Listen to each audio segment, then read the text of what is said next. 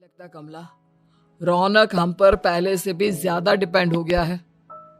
मुझे तो अब उसके भविष्य की चिंता होने लगी है। कल को हमें कुछ हो गया तो वो क्या करेगा। काश तुमने पहले ये सोच लिया होता तो आज हमारा बेटा इतना लापरवाह नहीं होता। तब मुझे कहाँ पता था कि मेरा लाड़ प्यार उसे इतना बिगाड़ देगा कि वो इस हद तक लापरवाह बन जाएगा। कोई बात नहीं, अभी भी देर नहीं हुई। मुझे पता है उसे कैसे सुधारा जा सकता है। कैसे? अरविंद कुछ कहता उससे पहले रौनक वहां आ जाता है और पैसों के लिए हाथ फैलाने लगता है। डैड, मैं और मेघा बाहर घूमने जाना चाहते हैं। अरे वाह, ये आज सूरज कहाँ से निकला है? Dad please. अच्छा चलो अब मुद्दे की बात करो। मुझे अब 25,000 चाहिए। अब तुम्हें 1 रुपया भी नहीं मिलने वाला। अगर तुम्हें पैसों की इतनी ही जरूरत है तो कोई ढंग की नौकरी कर लो। मम्मी आप कुछ कहिए ना डैड को। बेटा वो गलत क्या बोल रहे हैं? ये सब हम तेरे भले के लिए ही तो कर रहे हैं। मम्मा मैंने बताया ना आपको, मुझे नहीं करनी कोई जॉब वॉब। तो ठीक है, निकल जाओ हमारे घर से। तुम्हारे जैसे लोगों के लिए मैंने ये घर खड़ा नहीं किया है। जितना ये घर आपका है ना उतना ही मेरा भी है। मैं कहीं नहीं जाने वाला। जाना तो पड़ेगा ही तुझे, क्योंकि अब मैं तेरा कोई भी खर्चा नहीं उठाने वाला। ठीक है, मत उठाइए मेरा खर्चा, मैं अपने दम पर भी जी सकता हूँ। तो बेशर्मों की तरह अब तक यहाँ क्यों खड़ा है? अपना सामान ले और निकल जाए यहाँ से। रौनक पैर पटकते हुए वहां से चला जाता है। घर से निकालना जरूरी है क्या उसे? बिना पैसों के कौन रखेगा उसे किराए पर? अगर उसका भविष्य सुधारना है तो हमें अपने दिल पर पत्थर रखकर ये कदम उठाना ही होगा। दोनों बात कर रहे होते हैं कि रौनक अपनी पत्नी के साथ एक बड़ा सा बैग लेकर घर से निकल जाता है, लेकिन घर से बाहर उसे कोई भी मुफ्त में अपने घर किराए पर नहीं रखता। अंत में थक हार कर वो फिर से अपने घर चला जाता है। क्या हुआ? थोड़ी देर पहले तो दहाड़ते हुए घर से निकला था, अब क्या हुआ? नहीं रखा ना किसी ने तुझे किराए पर?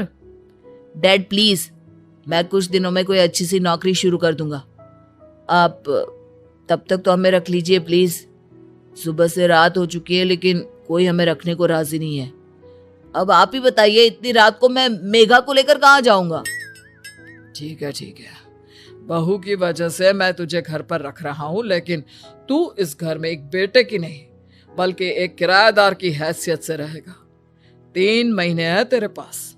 इन 3 महीनों के अंदर अंदर मुझे तेरी पहली तनख्वाह हाथ में चाहिए, समझ गया? पक्का डैड, इन 3 महीनों के अंदर अंदर तो कोई बढ़िया सी नौकरी ढूंढ ही लूंगा मैं।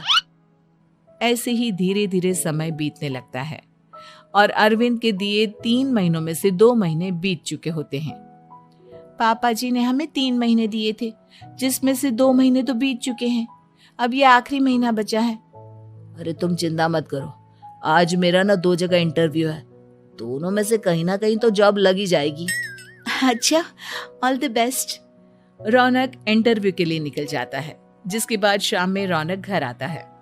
कैसा गया इंटरव्यू? आपकी नौकरी लगी या नहीं? अरे पहले सांस तो ले लेने दो अच्छे से। बताइए ना, मुझसे तो जरा भी इंतजार नहीं हो रहा है। वो दरअसल बात यह है कि मेरी नौकरी तो लग चुकी है लेकिन पैसे बहुत कम है। कितने पैसे हैं? 15,000। इतने में अरविंद और कमला मिठाई का डिब्बा लेकर आ जाते हैं। बधाई हो बेटा। हम जानते थे तेरी जॉब जरूर लगेगी। लेकिन मेरी सैलरी बहुत कम है मम्मा।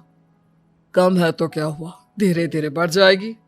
हाँ बेटा, हम तो बस चाहते थे कि तू अपने पैरों पर खड़ा हो जाए। मतलब अब आप मुझे घर से नहीं निकालेंगे? नहीं, ये सब हमने तुझे जिम्मेदार इंसान बनाने के लिए किया था। Thank you mummy papa. अगर आप दोनों ऐसा नहीं करते तो मुझे कभी अपनी जिम्मेदारियों का एहसास तक नहीं होता। आज आपने मुझे सिखा दिया कि इंसान का अपने पैरों पर खड़ा होना भी जरूरी होता है। इतना कहकर रौनक झट से अपने माता पिता के गले लग जाता है और अपनी कमाई की पहली तनख्वाह वो अपने माता पिता के हाथ में सौंपता है।